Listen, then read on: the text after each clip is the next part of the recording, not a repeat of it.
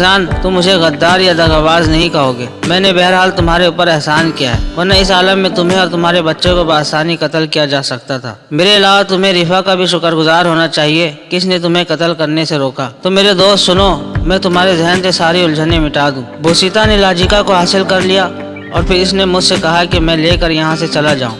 इस शरीफ आदमी ने हीरो की तरफ तवज्जो भी नहीं दी थी, सो मैं तुम्हें लेकर चल पड़ा। ये जगह बस्ती से ज्यादा दूर नहीं है और पत्थर की दूसरी तरफ चंद हीरे भी पड़े हुए हैं जो मैंने तुम्हारे लिए छोड़ दिए हैं। इन्हें लेकर बस्ती चले जाओ और जिंदगी गुजारने की कोशिश करो। और हाँ, बोसीता ने हिदायत कर दी थी कि आइंदा हमारे दरिया के इलाके में ना देखा जाए, वरना फौरन कत्ल कर दिया जाएगा। वैसे अगर तुम हिम्मत रखते हो तो वापस चले जाओ। फरजान, मैं तन्हा भी वहाँ से निकल सकता था, लेकिन मुझे तुम्हारे मदद की जरूरत थी और मैंने कैसी अक्लमंदी का सबूत दिया। बिलाशुबा अगर तुम और लाजिका हमारे साथ ना होते और ड्रामा बदल जाता तो हम लोगों को बेदर्रीक कत्ल कर दिया जाता। तुम्हारी वजह से मेरी जान बच गई, ये बात पहले से मेरे जहन में थी। मेरी देरीना आरज़ू पूरी हो गई है। मैं जा रहा हूँ। अब मैं गैरी मैन नहीं हूँ, अब मैं दुनिया का कोई भी बड़ा आदमी हूँ। मेरा नाम बदल जाएगा। मैं किसी मुल्क में जाकर प्लास्टिक सर्जरी के जरिए अपनी शक्ल भी बदल लूंगा। ये मुसीबत मेरी बेटी की लाई हुई है, वरना तुम्हें कत्ल कर देता तो कोई खदशा न रहता। खैर, तुम्हें तमाम इत्तलात दे रहा हूँ। खुदा हाफिज, गैरी मैन। और मेरे सीने में नफरत का लावा खौल उठा।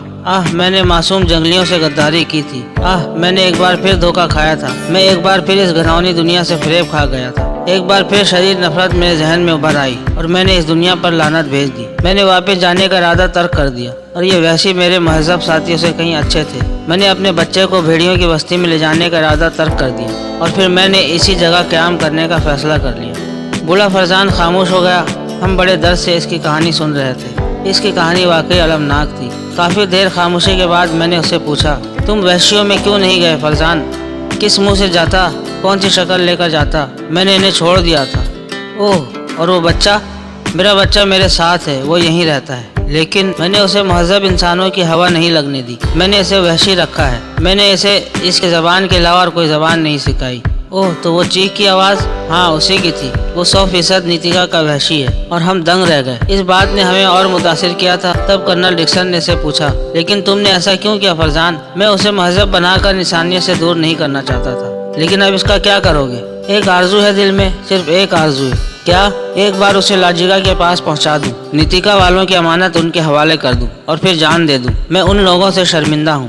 और हम सब सोच में डूब गए। फरजान की कहानी दर हकीकत अजीब थी। वैसे इस कहानी से कहीं फरेब की बू नहीं आती थी। वो जो कुछ भी कह रहा था ठीक था। बहरहाल इसके बाद हमने इसके लड़के को देखा और दंग रह गए। ऐसा शानदार, ऐसा कवि हैकल जवान पहले निगाहों से नहीं गुजरा था। खूबसूरत बाप का खूबसूरत बेटा, गंदुमी रंग लिए हुए अजीब नौजवान था। वो बिल्कुल भी वहशी नहीं था, लेकिन हम लोगों को हैरत से देखता रहा था। फरजान की कहानी सुनने के बाद सबको उसे हमदर्दी हो गई थी। फिर भी हमने इससे साफ साफ गुफ्तगू की। फिर अब तुम्हारा क्या प्रोग्राम है फरजान? इसी कशमकश में हूँ, क्या करूँ, कैसे इसे नीतिका तक पहुँचाऊँ? हम भी सावदिल लोग नहीं हैं फरजान, लेकिन अगर तुम नीतिका के इन हिस्सों की तरफ रहनुमाई करो तो हम तुम्हारा साथ देंगे।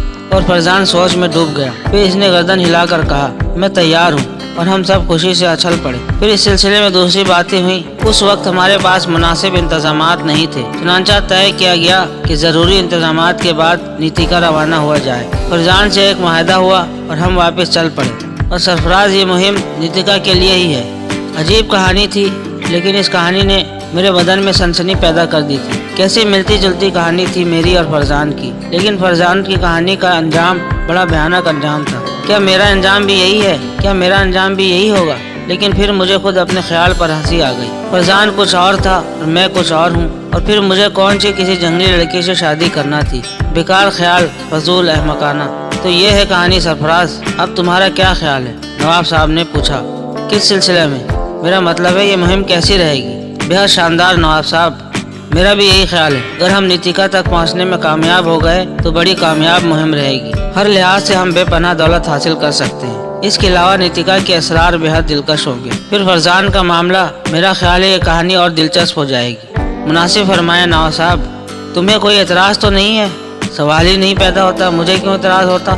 इस बारे में कुछ मशवरे? आप जैसे तजुर्बाकार लोगों के सामने मैं क्या मशवरा दे सकता हूँ? ये इनकिसारी नहीं, एक हकीकत है जिससे आप वाकिफ हैं। नवाब साहब खामोशी से गर्दन हिलाते रहे और बोले, बहरहाल इस मुहिम में तुम्हारी शमूलियत से मेरा हौसला बढ़ गया है। मैं बेहद खुश हूँ, और ख़ास तौर से अब इस शक्ल में कि कौसर तुम्हारी इज्जत करने लगी है। कौशल बीबी की किसी भी बात की कोई जिम्मेदारी आप कबूल ना करें। नवाब साहब, वही तुम बार बार कह चुके हो, लेकिन बहरहाल मैं अब खुश हूँ। अच्छा, अब मुझे इजाज़त दो। नवाब साहब उठ गए। उनके जाने के बाद मैंने एक गहरी सांस ली। फरजान की कहानी ने दर हकीकत मुझे बहुत मुतासिर किया था और इसके सारे वाक़यात मेरी ज़िंदगी से मिलते जुलते थे, लेकिन अंजाम, लाख में खुद को अहमक साबित करने की कोशिश करता, लाख में सोच रहा था कि तोहमात ज़िंदगी के लिए नुकसानदाह साबित होते हैं, लेकिन फिर फरजान जहन के गोशे से नहीं निकल रहा था। ये कैफियत न जाने कब तक तारी रही। बहरहाल सफ़र जारी था और हम अफ्रीका से करीब होते जा रहे थे।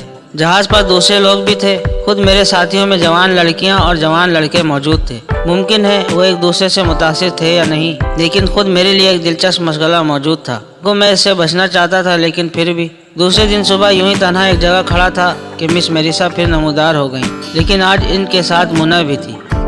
बकिया कहानी अगले हिस्से में मुलाहिजा फरमाएं। इस वीडियो को लाइक करें, चैनल को सब्सक्राइब करें और साथ साथ घंटी का बटन भी दबा दें। आपके ताउन का शुक्रिया।